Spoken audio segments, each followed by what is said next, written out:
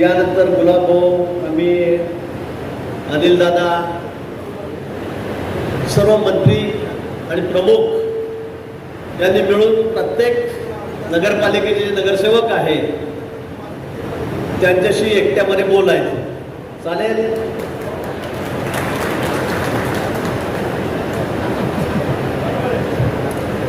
मी चव्हाण साहेबांना म्हणत होता की म्हटलं आमचा जिल्हा इतका शांत आहे, महाराष्ट्रामध्ये तुम्हाला कुठेही कुरबुर वादावादी कुठे ऐकायला मिळणार नाही आणि आमचे नगरसेवक तर काहीच बोलणार नाही. बरोबर आहे? गुलाबभाऊ, अनिल दादांनी सांगितल्याप्रमाणे माझ्यावर मोठी जबाबदारी आहे. आता नगरपालिकेला काय द्यायचं, कामं कशी वाटायची, आणि तुम्ही सांगितल्याप्रमाणे खरं आहे. चव्हाण साहेबांना माहिती आहे, त्यांनी माझी नेमणूक केलेली आहे. मी आणि बावनकुळे साहेब भाजपाकडून आहे, भुजबळ साहेब आहेत, अनिल दादा आपल्याकडून, असं मुश्रीफ साहेब आहेत, मुश्रीफ साहेब आहेत, ते 2 जण राष्ट्रवादी, मराठा सामंत साहेब आहेत उद्योगमंत्री, आणि दादा भुसे आहेत, हे 2 जण शिवसेनेकडून, अशी 6 जणांची समिती नेमली आहे. आता निधी देताना सगळं समान वाटप आहे, पण DPDCला असेल,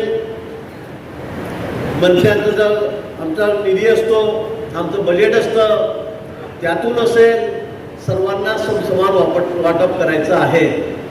त्यामुळे आता नगरसेवकांनी काळजी करण्याची गरज नाही. आता फक्त व्यवस्थित जायचं, परवा मतदान करायचं, आणि नंतर मग आपला जो निधी येईल त्याच्यामध्ये आपापल्या ठिकाणी कामं करायची. बरोबर आहे? कोणाला काही शंका, काळजी करू नका.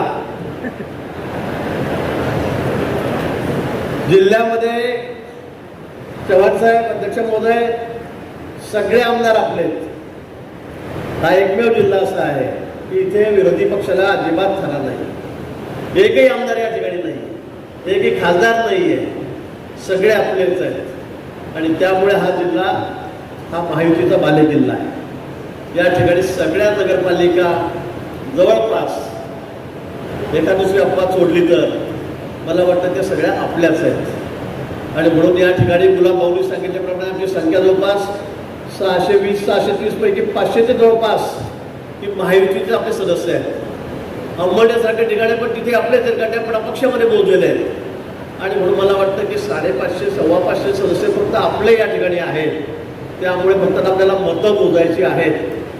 आणि म्हणून आपला जास्त वेळ न घेता पुन्हा मी आपल्याला आवाहन करेन की 18 तारखेला सकाळी 10 वाजेच्या आत आपलं सगळ्यांचं मतदान झालं पाहिजे.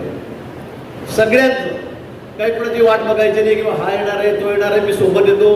रात्री ठरवायचं, सगळ्यांनी सगळे आपले आमदार आपापल्या बूथवर राहतील. आपापले बूथ त्या ठिकाणी सांगितले ते कुठले कुठले. मंगेश दादा एकदा झाल्यावर सांगा सगळ्यांना बूथ कुठे कुठे आहेत. 7 ठिकाणी, बरोबर आहे, 7 ठिकाणी आपले बूथ आहेत.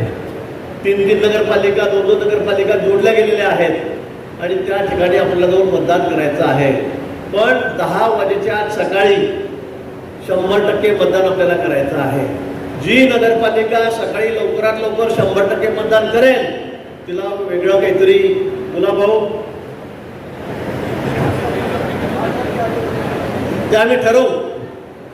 पण मला वाटतं की तुम्ही लवकरात लवकर सकाळी 10 वाजेपर्यंत हे मतदान करायचं आहे. ऊर व्हायची वाट बघायची नाही, कुणाला बोलवण्याची वाट बघायची नाही. आपापले प्रतिनिधी, आपले प्रमुख पदाधिकारी तुमच्या गावामध्ये येणार आहेत नगरपालिकेत. ते तुम्हाला तिकडे भेटतील, 2 दिवस वाटल्यास तुमच्याकडेच थांबतील. मतदान कसं करायचं हे तुम्हाला सांगतील.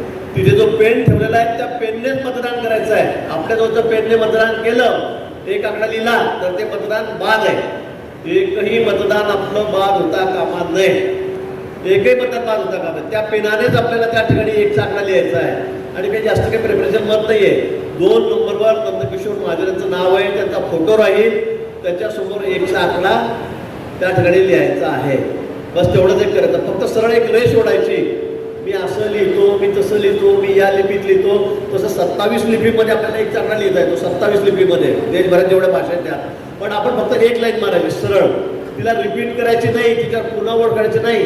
की फिक्कट झाली मग मी डार्क करतो, डबल जर थोडीशी दिसली तर मतदान बाद होईल. ज्या नगरपालिकेमध्ये असे काही आपले नगरसेवक आहेत ते कोट्यामधले आहेत की त्यांना लिहिता वाचता येत नाही. काही लोकांची अडचण अशी आहे की त्यांना डोळ्याने दिसत नाही वयामुळे, असे अडचणी आहेत. त्या विधानसभेमध्ये पण असतात, विधानसभेत सुद्धा आहेत. आणि मग अशांसाठी परवाच कलेक्टर साहेबांशी बोलून आपण त्या ठिकाणी माहिती घेतलेली आहे. आणि त्यामध्ये ज्याला मतदान करता येणार नाही किंवा आपल्याला डाऊट असेल त्यांचा फॉर्म आजच भरून द्यायचा आहे, आत्ताच भरून द्यायचा आहे की आमच्या गावामध्ये हे मतदाराचं नाव आहे आणि यांच्याऐवजी हा मतदान करणार आहे. प्रमुख कार्यकर्त्यांनी पदाधिकारी त्याच्याबरोबर जायचं आणि ते मतदान त्यांनी करायचं मतदान पेटीवर जाऊन. हे आता नियमामध्ये आहे. त्यामुळे आत्ता सगळ्यांनी इथे मंगेशदादा आहेत, या ठिकाणी आपले सगळ्या पक्षांचे अध्यक्ष आहेत, पदाधिकारी आहेत, नेते आहेत, त्यांना सांगायचं की बा आमच्याकडे या मतदाराला दिसायला अडचण आहे, वाचायला अडचण आहे, लिहायला अडचण आहे, त्याचं मतदान हा करेल. ते जे नाव असेल त्यांनीच त्या ठिकाणी हजर राहिलं पाहिजे. जो हजर राहणार आहे त्याचंच नाव द्या. आणि तर तो चालला गेला बागडे गावाला आणि मग हा शोधत बसला कोणाला, दुसऱ्याला मतदान करता येणार नाही. ती काळजी आपण सगळ्यांनी त्या ठिकाणी घ्यायची आहे.